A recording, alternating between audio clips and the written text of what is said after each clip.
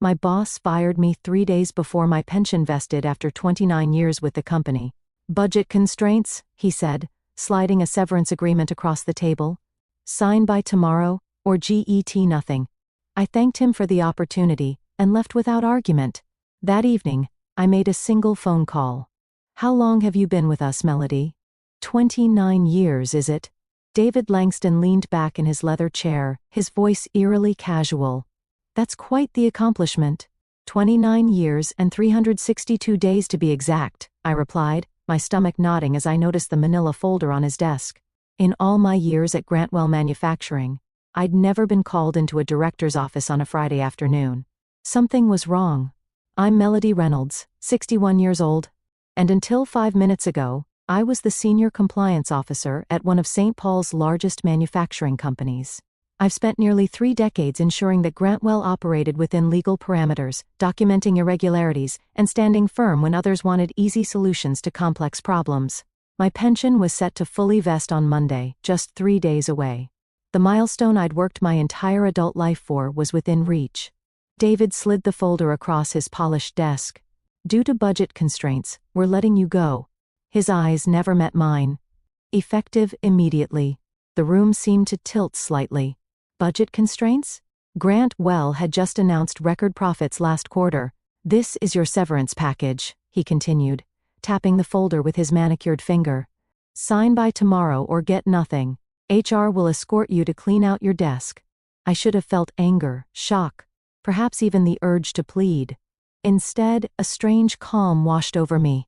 This wasn't random. This was calculated. Precisely time to fall before my pension vested. Thank you for the opportunity, I said quietly, picking up the folder. I didn't open it. David looked surprised by my composure, perhaps expecting tears or protests. But I'd spent my career examining patterns, and this one was clear as day. I stood, smoothed my skirt, and walked out with my dignity intact. Janet from HR hovered awkwardly as I packed my personal items. The photo of my late husband Thomas, the potted plant my daughter had given me when she left for college 15 years ago, and the plaque I'd received for 25 years of service. I didn't take much. Most of what mattered couldn't fit in a cardboard box. I'm so sorry, Melody, Janet whispered, glancing nervously toward the security guard waiting to escort me out. This isn't right. It is what it is, I replied. But inside, I knew better. This wasn't just wrong. It was potentially illegal. For the past 4 years, I'd been meticulously documenting financial irregularities that had accelerated since David joined the company. I'd sent detailed memos up the chain, flagged suspicious patterns, and even presented evidence of backdated reports. All of it had been dismissed, buried, or returned with instructions to focus on more pressing matters. As I walked through the lobby one last time, the security guard awkwardly held the door. Have a good weekend, Mrs. Reynolds, he said, clearly uncomfortable with his role in this charade. I nodded politely. I believe I will. The drive home felt surreal. 29 years of dedication ended with a manila folder and a cardboard box. The April rain tapped against my windshield as I navigated the familiar streets of St. Paul, Minnesota, past the cathedral where Thomas and I had married. Beyond the school where our daughter had graduated, toward the modest home I'd maintained on my own since becoming a widow 12 years ago. I thought about the sacrifices I'd made for Grantwell, the missed recitals during those early years when I worked late to earn my promotions, the family.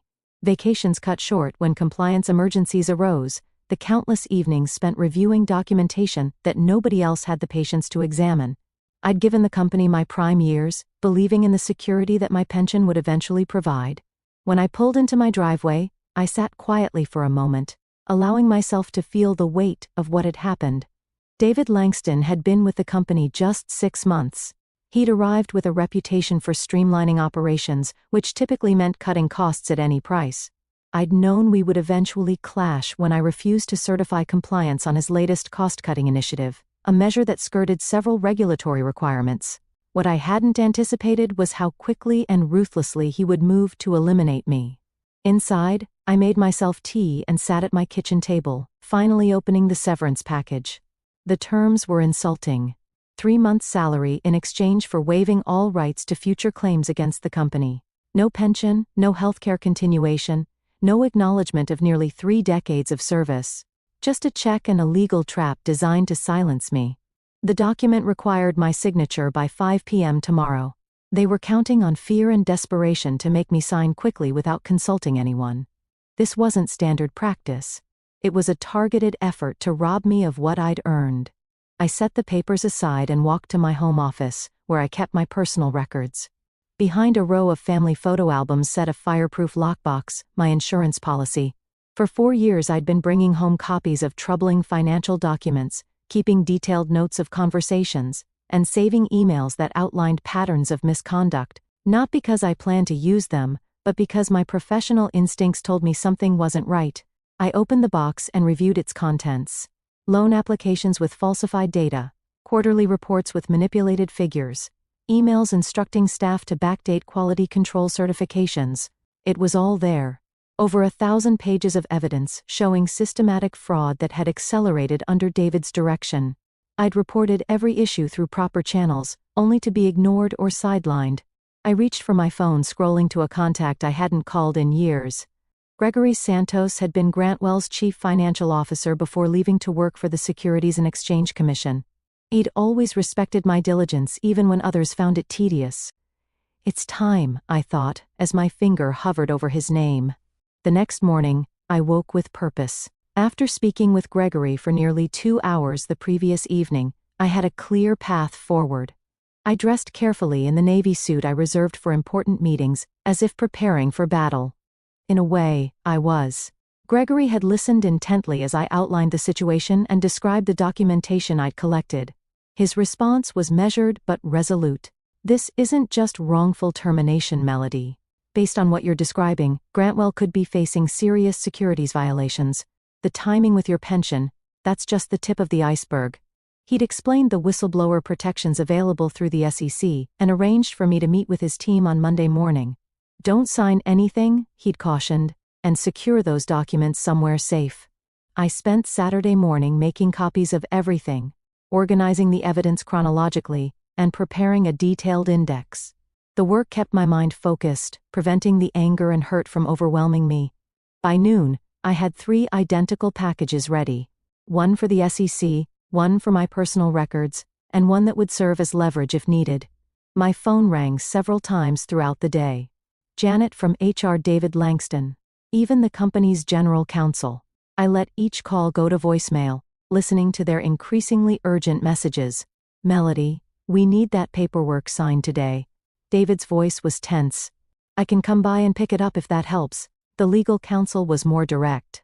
"Miss Reynolds, it's imperative we receive your signed agreement before close of business. Failure to comply could jeopardize your severance package entirely." Their desperation confirmed what I already suspected. They knew they were vulnerable and wanted my silence secured before the weekend ended. At 4:30 p.m., my doorbell rang. Through the peephole, I could see David standing on my porch, his expensive suit looking out of place in my modest neighborhood. I didn't answer. "Melody, I know you're in there." He called through the door. "This is ridiculous. Just sign the papers and we can all move on." I watched silently as he eventually placed an envelope in my mailbox and returned to his luxury sedan.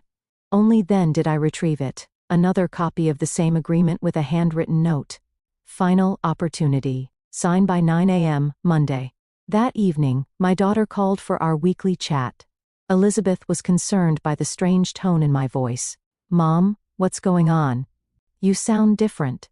I considered downplaying the situation but decided against it. Elizabeth deserved the truth. "I was terminated yesterday," I said simply. "What? But you're just days away from your full pension." "They can't do that." "They did," I replied. "But don't worry. I'm handling it. Do you need me to come home? I can be on a flight from Denver tomorrow." "No, sweetheart. Stay put. I've got this covered." After we hung up, I sat in my living room as darkness fell, thinking about Monday's meeting with the SEC. For years, I tried to address these issues internally, believing in the system and the company's integrity. I'd been loyal, discreet, and professional, even when I suspected serious wrongdoing. But Grantwell had made its choice, and now I would make mine. I would not be signing their agreement.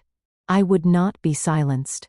And most importantly, I would not let them discard 3 decades of my life without consequence. Monday couldn't come soon enough. Monday morning arrived with a clarity I hadn't felt in years.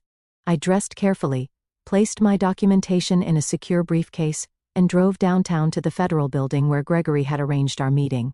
The weight of what I was about to do sat heavily on my shoulders, but there was also a sense of rightness to it all.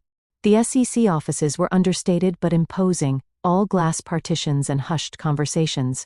Gregory met me in the lobby, his familiar face lined with more years, but still carrying the sharp intelligence I remembered. "Melody," he said warmly, shaking my hand. "I wish we were meeting under better circumstances." "It's good to see you, Gregory," I replied. "Thank you for taking this seriously." He led me to a conference room where 2 other investigators waited, Angela Brennan, a senior enforcement attorney, and James Weston, a forensic accountant. Both greeted me with professional courtesy. "Mrs. Reynolds," Angela began, "before we start, I want to confirm that you understand the process we're initiating today. Once you share this information with us, an investigation becomes official. There's no turning back." I nodded. "I understand completely." For the next 3 hours, I walked them through my documentation. The irregular financial reporting I'd first noticed 4 years ago when shipments didn't match invoices. The quality control certifications that had been backdated after products had already been shipped. The pattern of revenue manipulation that had intensified in recent quarters, particularly after David Langston's arrival. James examined the financial documents with growing concern. "These discrepancies aren't small," he noted. "The company has been systematically overstating revenues by at least 18% for the past 2 years. That's securities fraud." "And you reported these issues internally?" Angela asked. "Multiple times," I confirmed, showing them copies of my memos and emails. Each time, I was told the issues were being addressed, or that I was misinterpreting the data. When David joined 6 months ago, my concerns started being rerouted to his office where they disappeared entirely. Gregory leaned forward. "And you believe your termination was directly related to these reports?" "Without question. The timing, 3 days before my pension vested, makes it obvious. But more than that, I had recently flagged several major issues with David's latest cost-cutting initiative. He needed me gone before I could escalate further." As our meeting concluded, Angela outlined the next steps. "We'll need your formal statement, then we'll begin our investigation, which typically remains confidential until we determine whether enforcement action is warranted." "How long will that take?" I asked. "It varies," she replied. "But given the documentation you've provided and the clear pattern of misconduct, we may move quickly on this one." I hadn't even returned home when my phone rang. It was Janet from HR, her voice trembling. "Melody, something's happening. The board just called an emergency meeting. David's been locked in his office all morning, and there are rumors about SEC investigators contacting our general counsel." So it had begun faster than I'd anticipated. The SEC must have made immediate contact with Grant Wells's legal team. "I'm not surprised," I said calmly. "Did you?" Janet hesitated. "Melody, did you report something?" "I simply did what I should have done years ago," I replied. "What's happening with my pension paperwork?" "That's why I'm calling. The executive committee is reviewing your termination. They've put everything on hold until further notice." An hour later, my phone rang again. This time, it was William Hargrove, the chairman of the board, a man who had barely acknowledged my existence during our few previous interactions. "Miss Reynolds," he said, his typically confident voice sounding strained. "We seem to have a situation that requires your input. Would you be willing to come to the office tomorrow morning to discuss matters?" "I'm afraid that won't be possible, Mr. Hargrove," I replied. "Any discussions should include my attorney and potentially representatives from the Securities and Exchange Commission. I'm sure you understand." The silence on the other end was profound. Finally, he cleared his throat. "I see. Perhaps we can arrange something more formal then." As I hung up, I felt no satisfaction, only a deep weariness at the necessity of it all. I had never wanted to be a whistleblower. I had only wanted to do my job with integrity and retire with the security I'd earned. But Grantwell had forced my hand, and now we would all face the consequences. My phone continued to ring throughout the evening, colleagues seeking information, executives attempting damage control. I answered none of them. The time for private conversations had passed. Now everything would happen in the light. By Wednesday morning, the storm had fully broken. Local business publications ran headlines about an SEC investigation into Grantwell Manufacturing, sending the company's stock into a tailspin. Financial analysts who had praised David's efficiency measures just weeks ago now questioned the integrity of the company's entire reporting structure. I received a formal letter from Grantwell's legal department withdrawing my termination notice and placing me on administrative leave with full benefits pending an internal review. It was a transparent attempt to mitigate damages coming far too late. At 10 a.m., my attorney Barbara Reynolds, no relation, but the coincidence amused us both, accompanied me to a meeting at Grantwell's headquarters.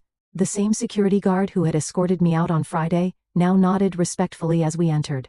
The atmosphere in the building was tense, with employees huddled in whispered conversations that stopped abruptly when we passed. We were shown to the main boardroom where William Hargrove waited with the company's outside counsel and 3 other board members. David Langston was conspicuously absent. "Thank you for coming, Miss Reynolds," William began, seeming to have aged years in just a few days. "We've initiated a comprehensive internal investigation into the concerns you've raised." Barbara spoke before I could respond. "Let's be clear about something, Mr. Hargrove. Miss Reynolds didn't suddenly raise these concerns after her termination. She documented and reported them repeatedly over a period of 4 years as her job required her to do. The company's decision to ignore those reports and then to terminate her days before her pension vested speaks volumes." William shifted uncomfortably. "Yes. Well, that's part of what we're investigating. I want to personally assure Miss Reynolds that her termination has been rescinded. We consider her an employee in good standing with all benefits intact." "Including my pension?" I asked directly. "Of course," he replied quickly. "In fact, we're prepared to offer you a consulting role after your retirement, which you can begin immediately if you wish. We value your expertise, and my client isn't making any decisions today," Barbara interrupted. "And any discussion about future arrangements should be preceded by a full accounting of how her previous concerns were suppressed." The meeting continued for another hour, with the board members attempting to distance themselves from both David's actions and the financial irregularities I documented. They painted themselves as victims of misinformation, expressing shock and disappointment at the apparent misconduct. I remained mostly silent, letting Barbara handle the legal maneuvering while I observed their body language. These were people I'd worked alongside for years, yet they'd never noticed me. Not really. Now they couldn't look away, their expressions a mix of fear and newfound respect. As we prepared to leave, William made one final appeal. "Melody, we're hoping you might consider speaking with the SEC investigators about the corrective actions we're taking. Your support would be invaluable." I looked at him directly for the first time. "Mr. Hargrove, I've spent 29 years dedicated to this company's compliance. During that time, I filed 47 major reports documenting serious irregularities. I sent 16 memos specifically addressing the issues now under investigation. I requested 9 meetings with executive leadership to discuss these concerns, of which only 2 were granted, and neither resulted in action. At what point in that history did I have your support?" The room fell silent. "I'll cooperate fully with both the internal investigation and the SEC," I continued. "But I'll be speaking only to the facts, as I always have. Whether those facts support or damage Grantwell will depend entirely on what you do next, not what you say in this room." As Barbara and I walked out, she whispered, "That was perfectly stated." It wasn't until we reached the parking lot that I allowed myself a deep breath. The adrenaline that had carried me through the confrontation began to fade, leaving me drained but clear-headed. This wasn't victory, not yet. It was merely the beginning of accountability. "What happens now?" I asked Barbara as we stood beside our cars. "Now?" She smiled slightly. "Now they scramble to save what they can, while the investigation continues. But make no mistake, Melody. They're terrified of you." I shook my head. "They're not terrified of me. They're terrified of the truth." "There's a difference." Barbara nodded thoughtfully. "There is indeed. And that difference is why you'll win this, regardless of how it plays out." As I drove home, I wondered what Thomas would have thought of all this. My late husband had always encouraged my meticulous nature, even when others found it frustrating. "Your attention to detail isn't a quirk, Melody," he'd say. "It's a superpower." Perhaps he'd been right all along. By Friday, exactly 1 week after my termination, the story had evolved into a full-blown corporate scandal. The SEC had issued formal requests for information from Grantwell, and an internal memo from William Hargrove announced David Langston's immediate suspension pending investigation. The company's stock had dropped nearly 30%, triggering concerns from major investors and partners. I was no longer just Melody Reynolds' overlooked compliance officer. Business journals now referred to me as a whistleblower and the woman who exposed Grantwell. The sudden attention was uncomfortable, but I remained focused on the process. working closely with the SEC investigators, who now had offices set up in a separate building near Grantwell's headquarters. The evidence I'd provided had opened many doors, but the investigation was revealing even more troubling patterns. Gregory called to update me on their progress. "Melody, it's worse than we thought," he said, his voice grave. "The financial manipulation goes back at least 5 years predating Langston. He accelerated it, but he didn't start it." "I suspected as much," I replied. "There were irregularities I couldn't fully document because I couldn't access certain executive-level reports." "Well, we can access them now," Gregory continued. "And they tell a story of systematic fraud designed to inflate the company's value. The board is claiming ignorance, but at least 3 members had to have known. They signed off on key transactions. This news should have vindicated me, but instead, it left me feeling hollow. The company I dedicated my life to had been corrupted at levels even I hadn't fully comprehended. The people I trusted with my concerns had been actively participating in the very fraud I was reporting." That afternoon, I received a call from Elizabeth. Her voice was tight with anger. "Mom, have you seen the news? They're trying to discredit you." I hadn't. I'd been avoiding media coverage, focusing instead on the official proceedings. "What are they saying?" I asked calmly. "That Grantwell executive, Langston, gave an interview claiming you had performance issues and were bitter about being passed over for promotion. He's making it sound like you're retaliating because of personal grievances." I wasn't surprised. It was a predictable defense strategy. Attack the whistleblower's credibility rather than address the allegations. "It doesn't matter, Elizabeth," I assured her. "The evidence speaks for itself. My performance reviews have been exemplary for 29 years. They can't rewrite that history now." But David was trying to do exactly that. By that evening, several news outlets had picked up his narrative, questioning my motives and suggesting I had manipulated documentation to frame him. It was a desperate move from a desperate man, but it still stung to see my integrity questioned so publicly. Barbara called immediately. "Don't respond to any of it," she advised. "The SEC will issue a statement tomorrow clarifying your whistleblower status and the credibility of your evidence. Let the official channels handle this." I wasn't planning to respond, I told her, but I am going to do something else. The next morning, I drove to my local bank and asked to speak with the manager, Tracy Ferguson. I'd known her for years as she handled most of Grantwell's local banking transactions. "Melody," she greeted me warmly. "I've been following the news. How are you holding up?" "I'm fine, Tracy, but I need access to my safe deposit box." Inside the private room, I opened the box and removed a sealed envelope I'd placed there 3 years ago. It contained copies of email exchanges between David's predecessor and 2 board members, discussing ways to manage financial appearances during a critical acquisition period. I had found these accidentally while archiving old emails, and something had told me to secure them separately from my other documentation. I hadn't included these in my initial SEC report because they weren't directly related to the current issues. But now, with David attempting to undermine my credibility, they provided crucial context showing that the problematic practices predated my concerns about him specifically. I called Gregory immediately. "I have something you need to see," I told him. "It changes the narrative completely." As I drove to meet him, I felt no satisfaction, only certainty that the full truth would now emerge regardless of who it implicated. The emergency board meeting was called for Monday morning, 10 days after my termination and 7 days after the SEC investigation became public. I wasn't invited, but I didn't need to be there to know what was happening.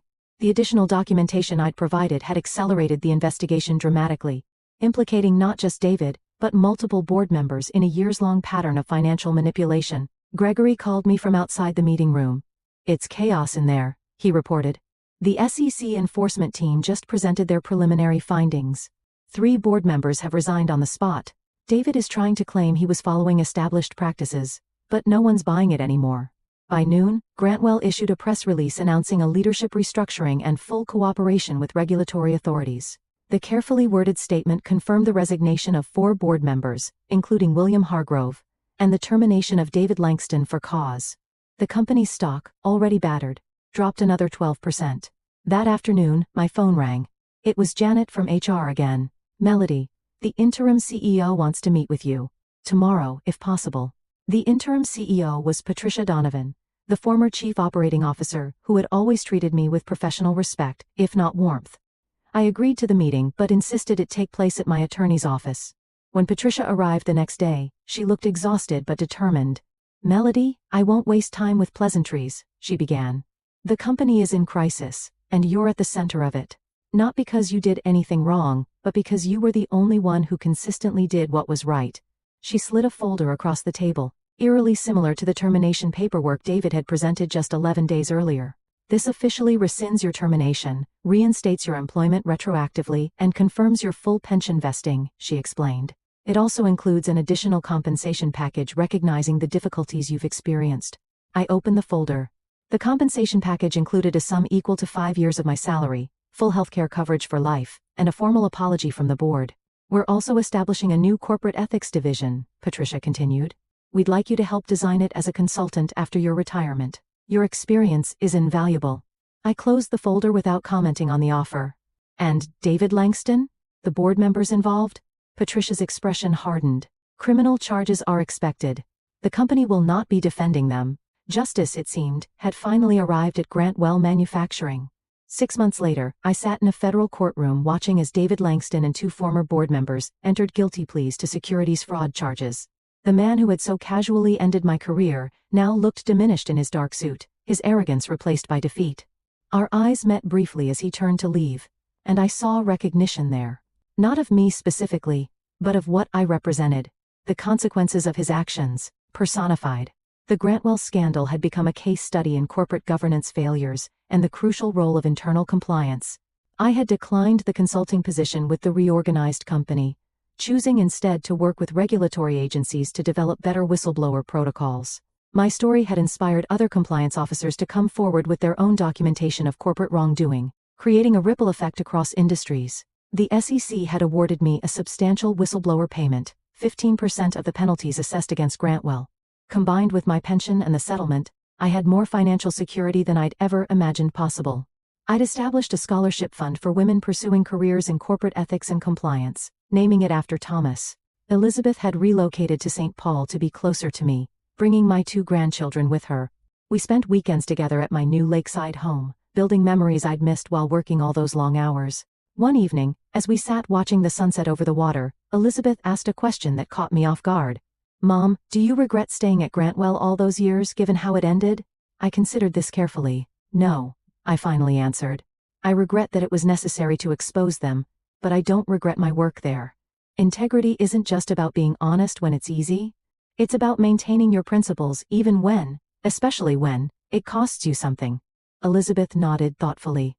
"You taught me that, not with words but by example." That, I realized, was perhaps the most meaningful outcome of all. Not the vindication, not the financial security, but the knowledge that my choices had shown my daughter what it meant to stand firm in your values regardless of the consequences. As for Grantwell Manufacturing, the company had survived, though greatly diminished. The new leadership had implemented stringent compliance protocols and transparent reporting practices. They still sent me their annual reports, perhaps as a reminder, perhaps as an apology. I read them carefully, noting the improved practices with professional satisfaction. Some might see my story as one of revenge, but I've never viewed it that way. I simply did what I had always done, documented the facts, reported the truth, and stood by my findings. The difference is that this time, finally, others were forced to listen.